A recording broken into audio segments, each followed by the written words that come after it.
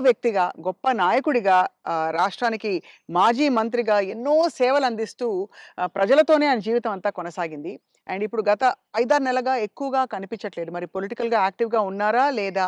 ఆయన నటనా ప్రయాణంలో జ్ఞాపకాలు ఏ విధంగా ఆయన్నెప్పుడు అలా వచ్చి తట్టి లేపుతుంటాయి? ఈ విషయాలన్నీ తెలుసుకుందాం ఇవాళ. చాలా అందమైన ఆయన ఇంటి ప్రదేశంలో ఒక చెట్టుంది. నా వెనకాలుండే చెట్టు. ఆ చెట్టంటే బాబుమోహన్ గారికి చాలా ఇష్టమట. ఆ చెట్టు కింద, ఆ నీడలోనే చేస్తున్నాం ఇవాల్టి ఇంటర్వ్యూ. సార్ నమస్కారం. సాదర స్వాగతం. Very, very, very happy. Sir. మా పాత 'టైగర్' అప్పుడు కావాలని టీవీలో అట్లా కనపడంగానే కాసేపు చూసి స్వప్న చూసుకున్నాం అని పోయేది. సార్. అలాంటి స్వప్న గారు మళ్ళా ఈ ఈ ఇంటర్వ్యూకి రావడం నాకు చాలా హ్యాపీగా ఉంది. నేను నేను నేను వెనక్కెళ్ళిపోయాను మళ్ళా ఆహ్, అప్పటి రోజులకి. అవును సార్. గొడుగు పట్టుకొని ఒకసారి చేసాం మనం. ఎందుకంటే మీకు గుర్తుందో లేదో ఒకరోజు వర్షం వస్తోందో లేకపోతే గొడుగు ఊరికే పట్టుకున్నాం ఫస్ట్ ఇంటర్వ్యూలో. కాదు, కాదు. చినుకు చినుకు వర్షం అందులతో. వస్తుందా, గొడుగులున్నాయి. అవును. అనుకోకుండా అది. గొడుగులు వేసుకొని చూసాం. అది. ఆ విధంగా అప్పటి నుంచి ఇప్పటి వరకు సార్ ఫుల్ గ్లామర్ మీది అలా పెరుగుతోంది. అయ్యో! బాగా సన్నగా అయ్యారు ఈ మధ్య. అవును. స్లిమ్ అయ్యా. ఆ! అంటే స్లిమ్ అని కాదండి. ఫుడ్ మానేశాను. ఆ! ఓన్లీ ఫ్రూట్ జ్యూసులు, రాగి జావ అలా హ్మ్. రాగి మాల్ట్‌తోనే ఎక్కువ కలుపుతున్నాను. హ్మ్. భోజనం చూడక ఒక 6 నెలలయింది. అబ్బో! ఇలా చూడక. హ్మ్. తిని చూడక కాదు. అది. కానీ అనిపిస్తలేదా? ఏమైనా తినాలని ఇంకా అప్పుడప్పుడు ఉంటుంది కదా సార్. అనిపించింది. నిన్ననే టెస్ట్ చేశాను చికెన్ తింటే ఎట్లుంటదని. ఆ! కానీ దాన్ని చూసి ఇట్లని వద్దు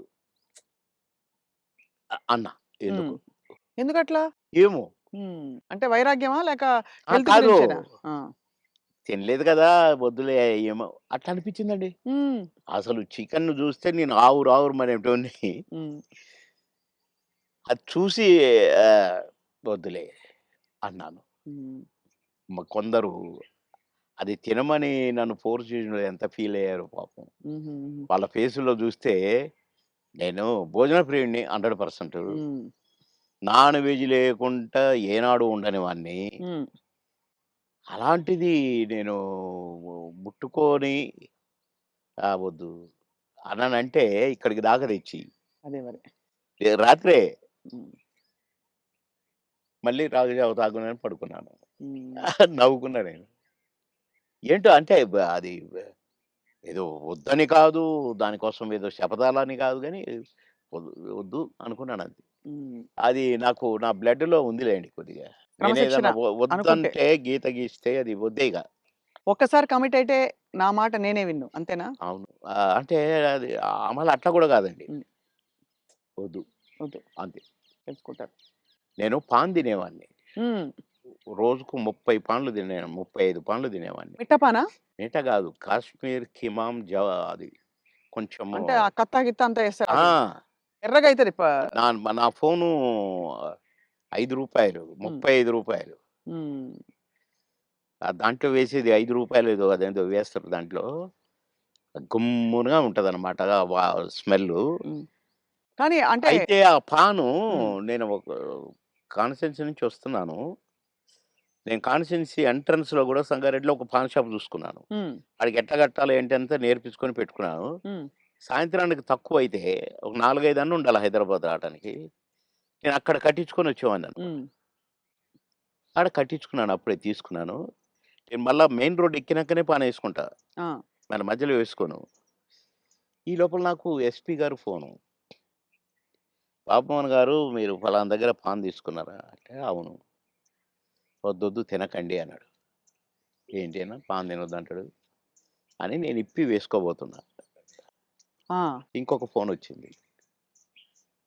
"సాబ్ పాన్ నహీ ఖానా ఉస్మే జహర్ హై" అన్నారు. విషం ఉంది అని ఒక లేడీ ఆ! ఏడుస్తుంది. హ్మ్.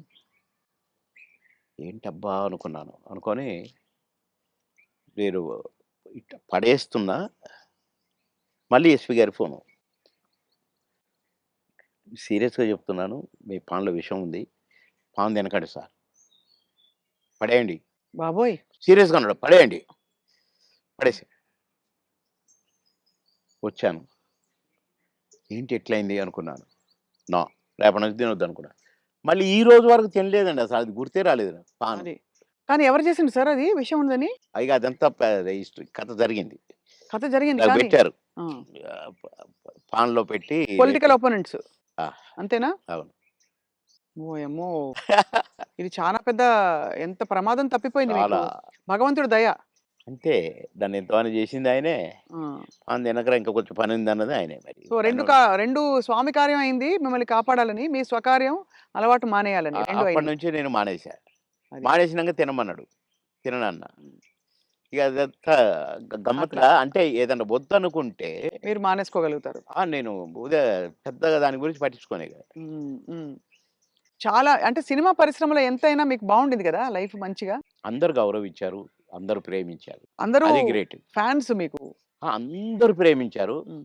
అందరూ గౌరవించారు. కుట్రలెప్పుడు లేవు గదా సార్ సినిమాలో? కుట్రలెప్పుడు లేవు గానీ ఈర్ష్యలొచ్చినాయి. అవును. ఈడు మన కళ్ళ ముందే వచ్చి ఎళ్ళిపోతున్నాడని ఒక్కళ్ళిద్దరికి. హ్మ్. వాళ్ళు గూడా మళ్ళా కాంప్రమైజ్ అయ్యి సారీలు జెప్పి, మళ్ళా గుంపులో గలిసి, మళ్ళా మేమంతా కలిసి చేశాం. హ్మ్. కానీ అది గూడా జూసిన. ఆ టేస్ట్ గూడా. అవును. అంటే ఈర్ష్య. బాబు మోహన్‌తో జేయొద్దు.